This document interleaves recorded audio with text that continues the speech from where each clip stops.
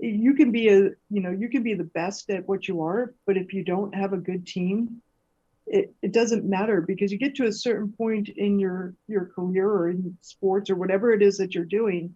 It's a collective. You can't scale, right? So you Mhm. have to be able to build that infrastructure and have those people empowered so that they too can build their infrastructures. And then that's when everything can then blossom.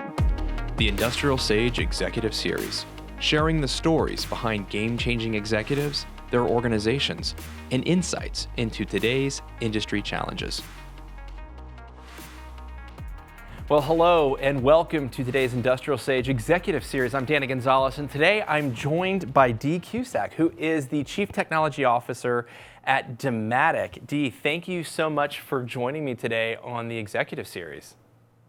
Happy to be here. Thanks for inviting me. Well, pleasure's all mine here. So I'm very excited. We had for the audience who's watching, we had a very lively pre-recorded discussion that we're going to wrap, and I'm excited to get into it. But for those who are unfamiliar with Dematic right now, who's Dematic and what do you guys do? Sure. Dematic is part of the Kion Group. Dematic has actually been in existence for 203 years. And we are essentially the engine that goes behind e-commerce. So we do supply chain automation, started in the early years with simple machines like conveyors and racking and so forth. But today, we really are a very complex solution provider, full integrator in the supply chain automation space with obviously a big impact on software and robotics and all the latest technology. And so that's what we do. Excellent. Well, e-commerce has done nothing but absolutely exploded. I mean, it was a huge growth trend before this thing called COVID came along, but then certainly afterwards, it's just been this massive explosion. And I'm sure that we're going to get into some more of the insights and different things that are happening in the industry with that a little later on in the episode. But right now, I would love to get to know a little bit more about you. I'd love to know more about Dee. Dee, tell me, how did you get into this space? Take me back. Is this something that you said, hey, maybe when you were a kid, I want to go into supply chain. I want to get into the technology space. How did this all come about? Well, I'd love to say that I had this vision when I was 4, but that would be maybe stretching it a You little were bit much. 6. Okay, I got it. No. No, but I started my career in R&D. I have a couple of engineering degrees, and I've always been interested in how to apply technology into markets, and particularly market niches, to help a business grow in a rapid and profitable way. So I started my career in R&D. I then went into business development, and then more on managing entire businesses, P&Ls that were global for a variety of different markets. And I did that for about 20 years, and decided to come back to my roots a little bit more. And a friend of mine, a colleague of mine that I used to work with, called me up and said, "Look, there's this wonderful company that I'm working with called Dematic. Would love for you to come in and look at some of the opportunities."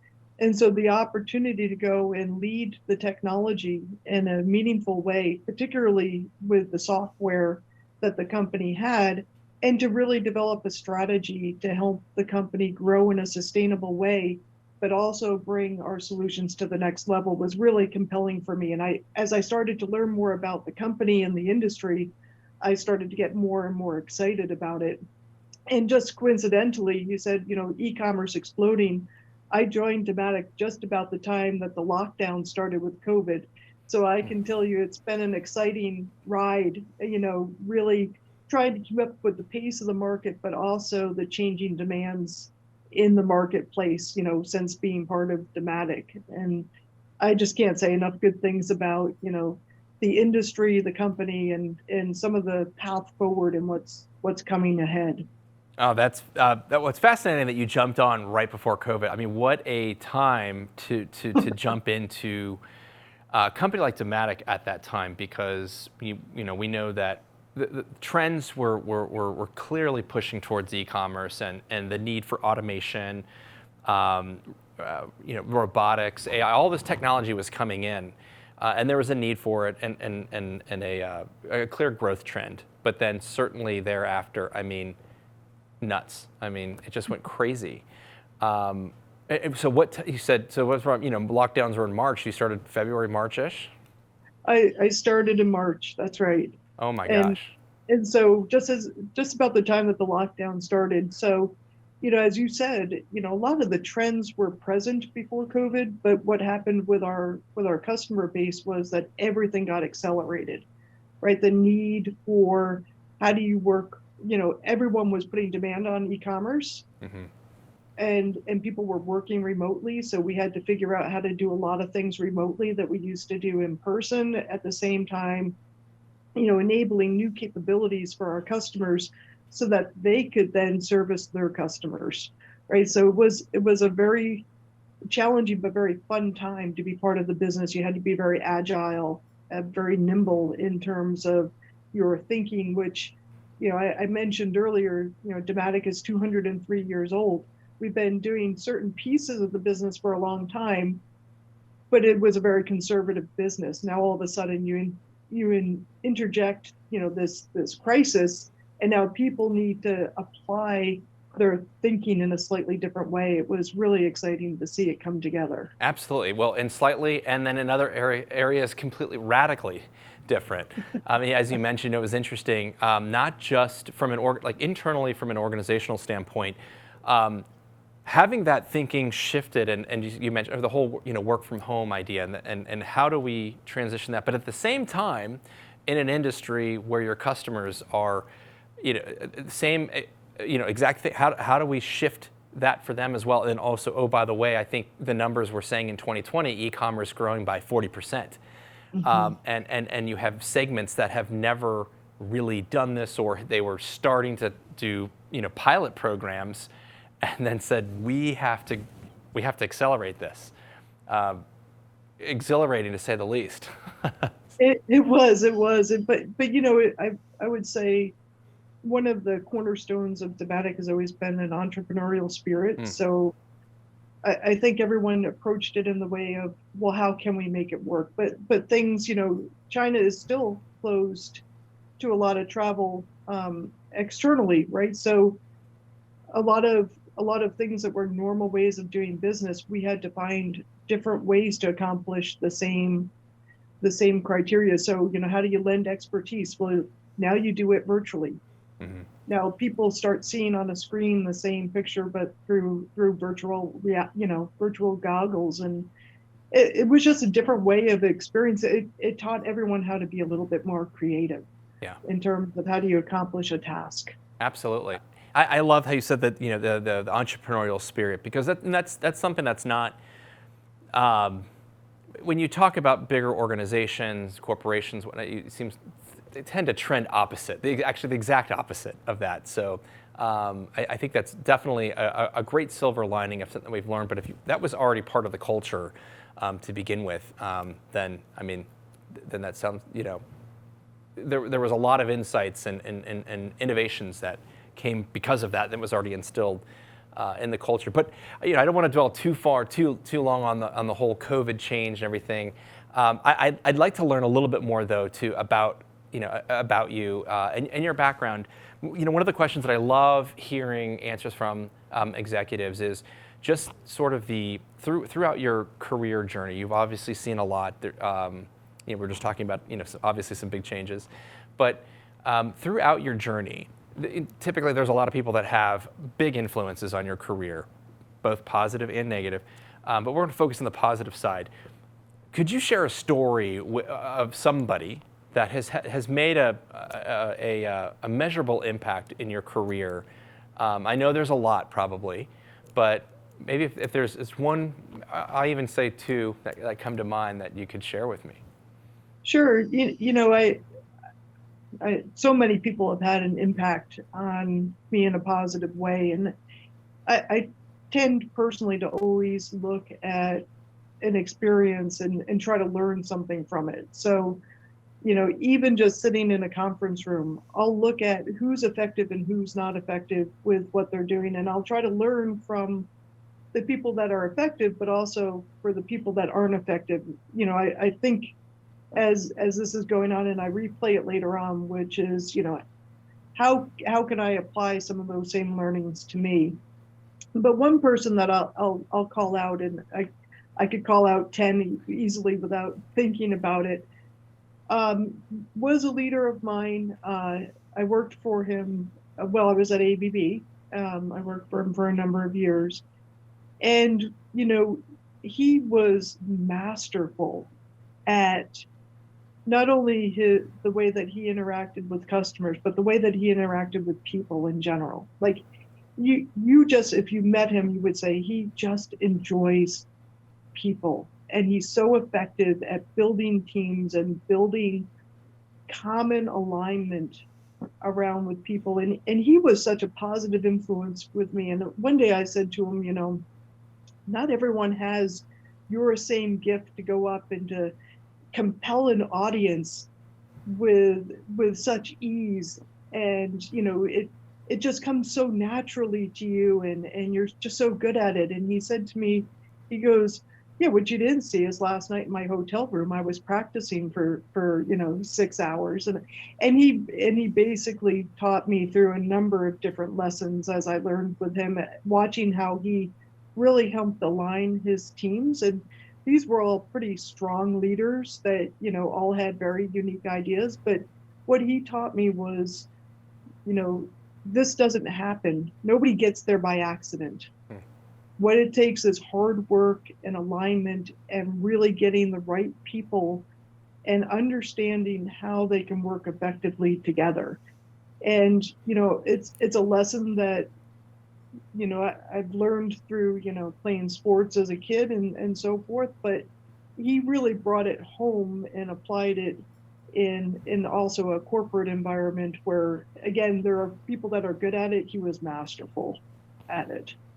He had a tremendous, and he also was the most giving person too, right? He gave, I had a women's network that I had started at ABB, and I had asked him to participate in this network a couple of times, and being the only man then in the room, right?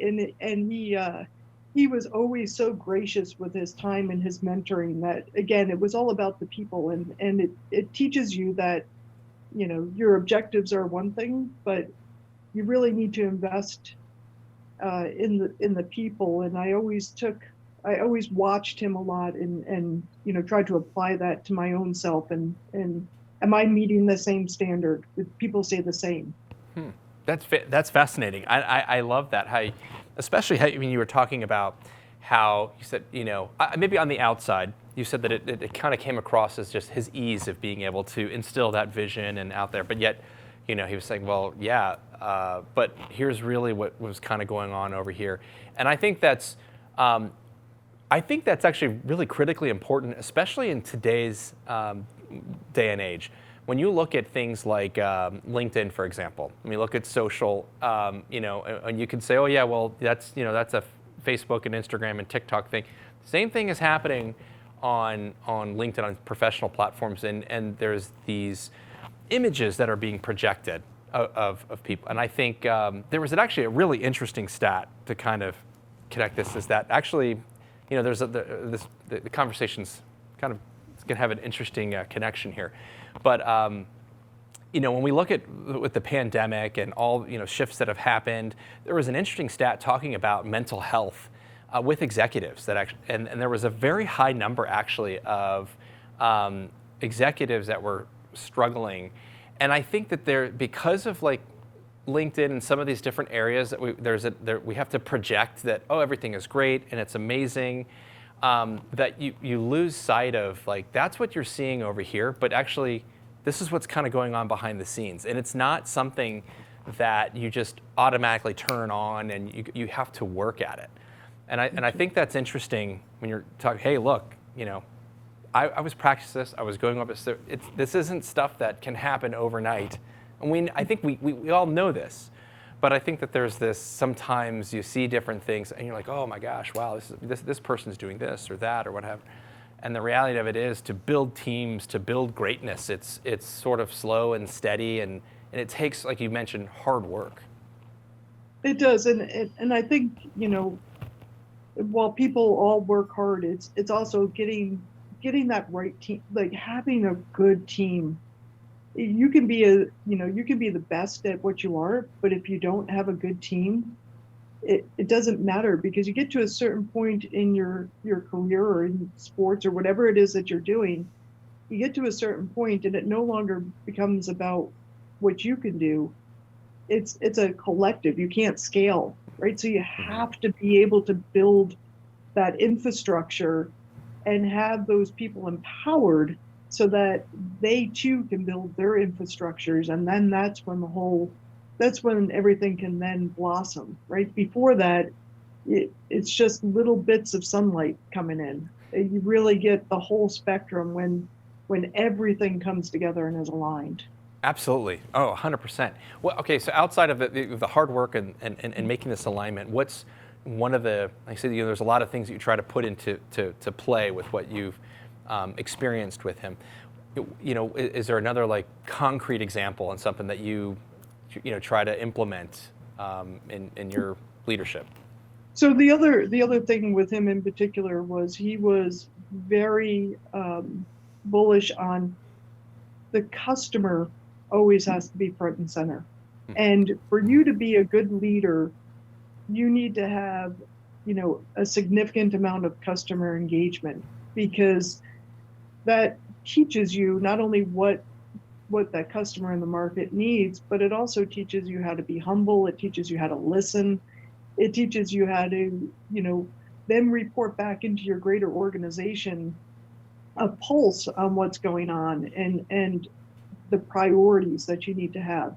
So I've often thought about him as I'm coaching and mentoring younger people in the organization. And, my guidance is very similar to folks. Is it doesn't matter if you want to pick sales or business development or some kind of service, but something that you do should have a customer component in it as you're building your career, because it's such an important perspective to make sure that you always have as you're conducting your business.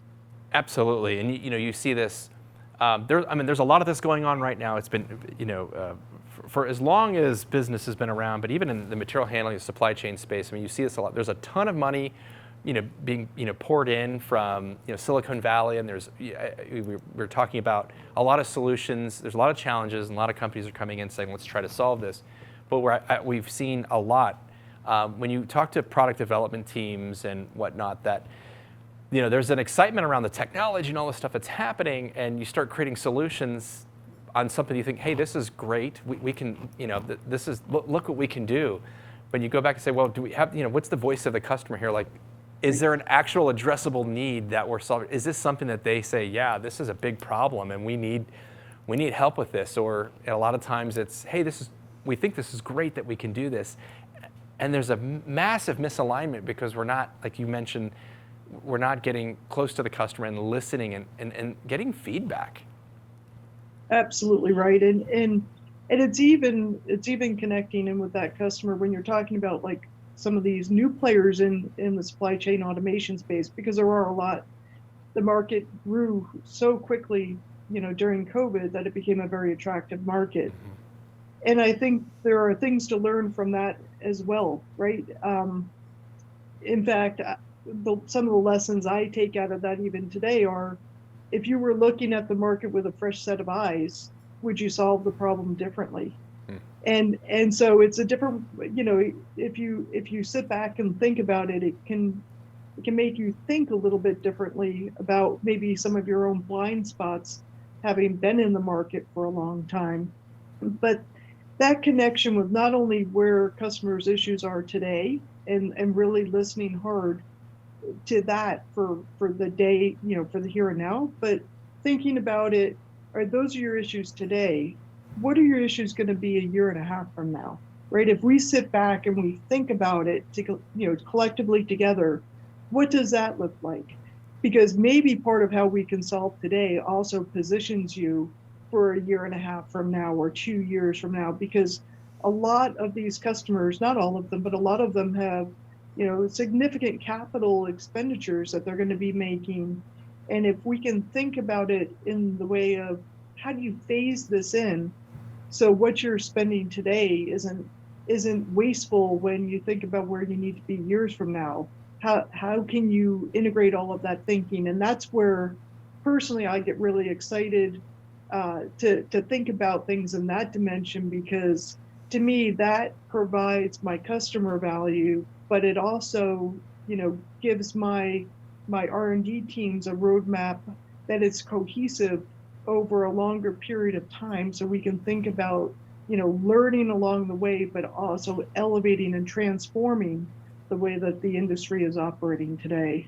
Oh, absolutely, and I love how you were talking about this, especially, I think we could talk a little bit about some of these challenges that are going on, and then things that, we're seeing going out from now, because, certainly over the last 2 years, one of the biggest challenges is that things have been changing so rapidly.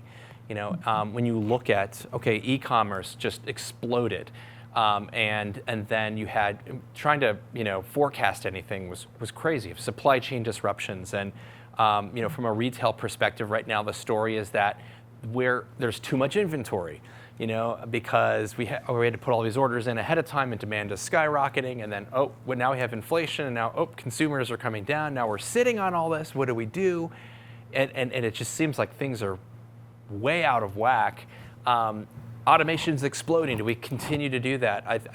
I heard a story about Amazon coming in, and they're starting to slow down on some of their automation investment going in there. What are some of these short-term and then but bigger, like these long-term challenges that you're seeing? Yeah, I think the market I don't have the crystal ball, but from everything I was that hoping to see, have the crystal ball. Okay. I know, but I left that over there. No. Okay. From everything that I can see, the market is inherently strong. We are going through what I would say is a short-term correction of some sort, right? I think you hit it on the head with the supply chain challenges that there are, and the inflation being what it is. I think when you look across most of the market, it's harder for our customers, typical Dematic customers, to make their ROIs work, right? Because the cost of materials is up. It's hard to get labor, right? It's just the complexities, the timelines have expanded. And so you do see some companies taking a bit of a pause to say, is this sure enough that I want to continue on or not? In general, I don't see the labor loosening up a tremendous. We're still going to have labor shortages. We're still going to have e-commerce being a major influence, and consumers haven't stopped wanting their products in, if not a day, in hours. And in some markets, it's 15 minutes, right? That they Wow, want their 15 product minutes. at their door. That I didn't know. So, I think those demands those demands are here to stay. When I order something off of whatever website it is, right? If they say, well, you can have it in like 3 days. Well, 3 days used to be fantastic, right? 3 days now, I'm like, well, I'll go somewhere else. What is going on? Right? Exactly. And so, that what all of that does is say, look, the need for automation, and in particular, more of an emphasis on software is ever increasing in the market. I don't think that's going to go away.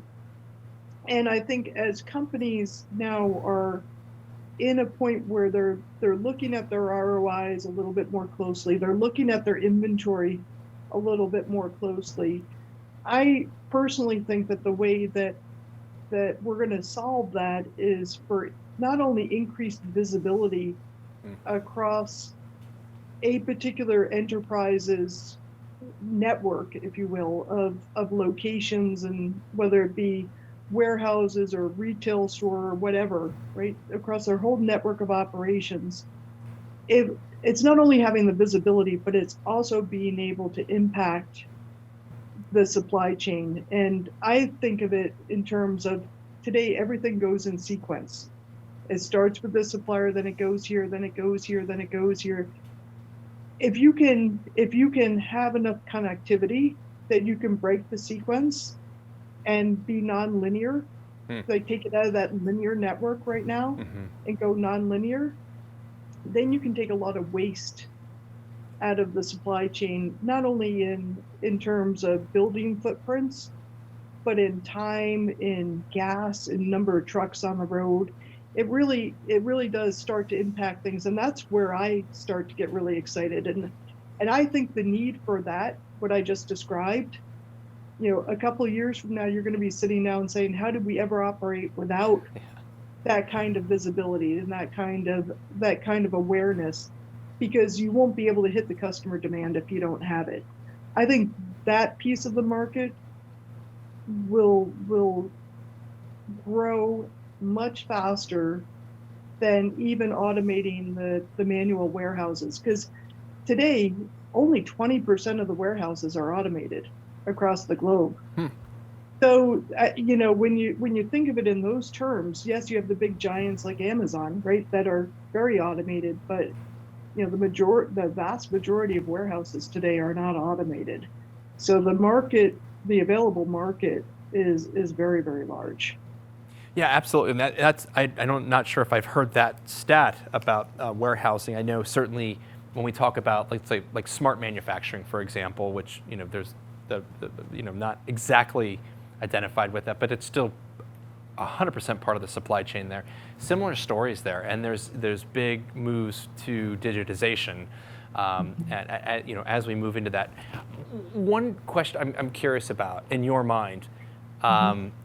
When we look at total optimization from the supply chain standpoint, a true end-to-end visibility, Mhm. what does that look like, and how do we get there? Is it essentially, to really distill it down, is it like an ERP on steroids, if you will, that has demand forecast, and you have all your tier one, tier two, three, all of those suppliers and all that connected into that? Is that what is that for you? Yeah, yeah, I don't know if you saw or not, but we just signed a strategic partnership recently with Google Cloud. Yes. And in fact, one of the reasons why we were so keen to sign that strategic partnership with them and them with us is that we share a common vision for what that end-to-end supply chain looks like. And I know it's a term that people throw around a lot, but really having a digital twin of the network, in my mind, is really important. And I don't think that any one company is going to solve that by themselves. To me, it's a platform that many people can put their data up onto the platform, and then that data gets used in different ways to help customers solve their issues that they have, because they're going to have issues every day. The optimization is going to have to happen every day. And even if you boil it down to a particular warehouse, I see that those warehouses are going to have to be adaptive in terms of how the automation happens, because today you may be processing a certain mix of goods, and if you don't have an adaptive system today, all of a sudden you get unsynced, right? You have all this automation equipment that's set up for a particular combination of goods going in and a particular combination of goods going out.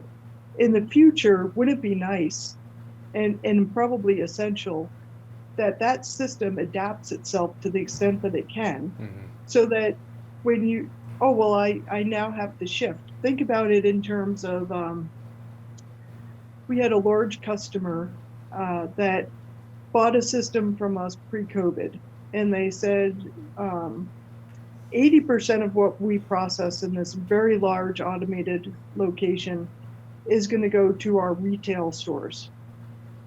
Said, okay, well, the average number of items per per transaction then are, in about a dozen, right?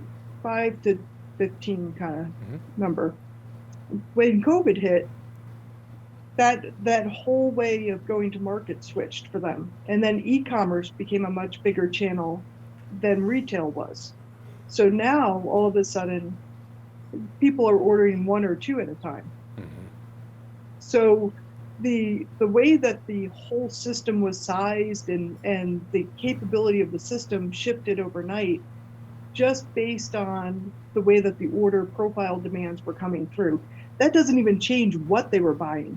right? But if you just think about that one change, all of a sudden the everything got tipped on its head. Well, if you allowed your software to be more adaptive and could use things like robotics and mobile robotics in your solutions, well, now all of a sudden you might be able to adapt without making large capital expenditures. You might be able to adapt more readily for the variations that you have in your business. And it would all be, if you tried to do it yourself, or a person managing that plant couldn't keep up with the number of computations and look at the possibilities, that can only be done if you start to apply AI and RL to your systems. Absolutely. I mean, obviously, we know big lesson learned.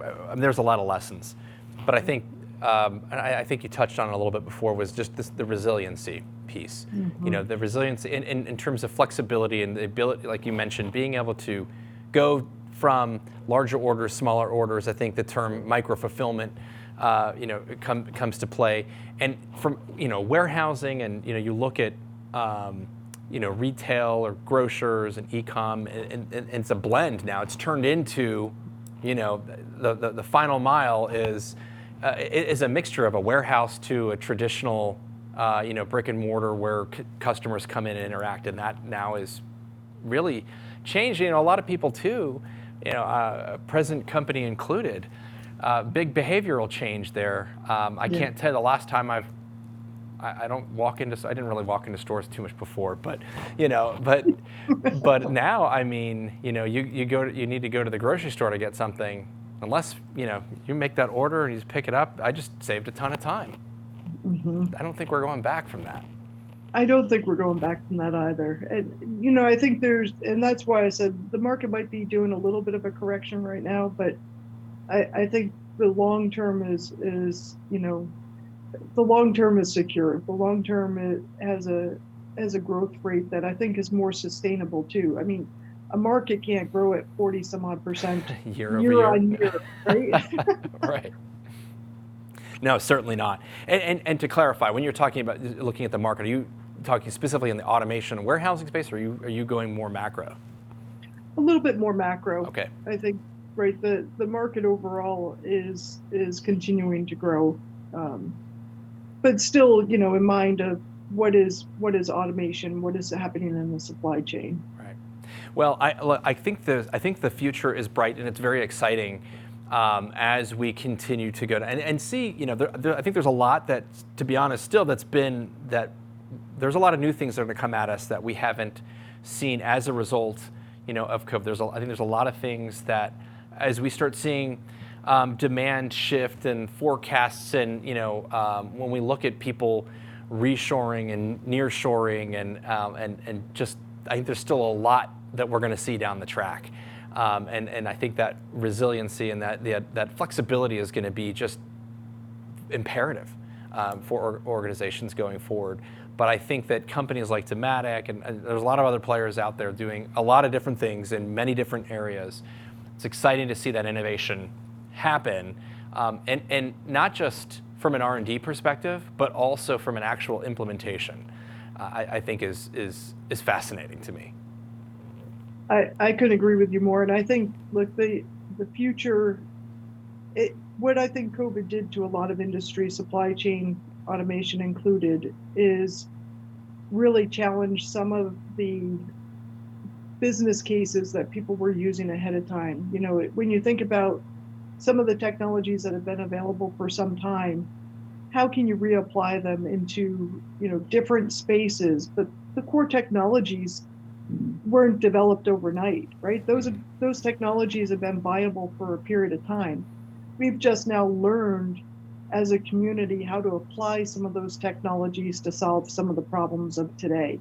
And I think when we do that and we look at, oh, well, now we're much more resilient than we were before because we had to make some of these adjustments that we couldn't justify necessarily from an ROI previous to COVID. Now all of a sudden we say, aren't we better off now because now we have this level of resiliency? And I think that kind of thinking will continue a little bit too.